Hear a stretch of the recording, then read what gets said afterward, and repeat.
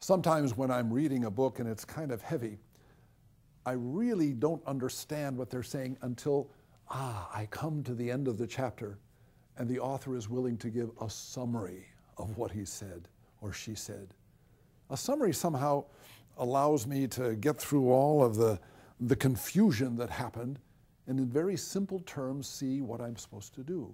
Well, I wanted to say something about the Gospels. Oftentimes we can become a little overwhelmed with the Gospels.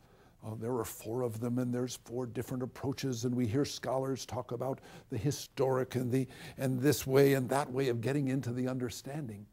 And the real question is, what am I really supposed to do in my simple mind? How can I understand what Jesus wants me to do after all he's taught and given us examples about?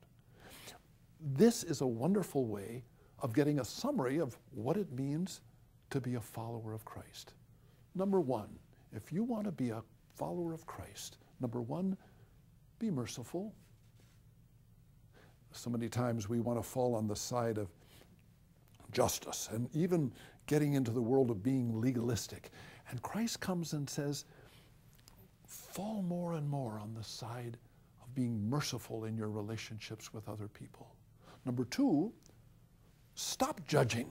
Oh my gosh, I'm so inclined to judge where people are, what they're doing, why they're doing it. And it's so important in our life to have judgments. Even though I hear Christ saying, stop judging, we've got to judge. We've got to have a judge if there's a crime. Sometimes we might even have to go to war. And if there's disputes in a family or at a work, you got to make a decision and say, yes, yes. But I really think the heart of what this good judgment is that Christ is calling us to is making sure we get rid of all selfishness. The third thing that Christ says is, don't condemn.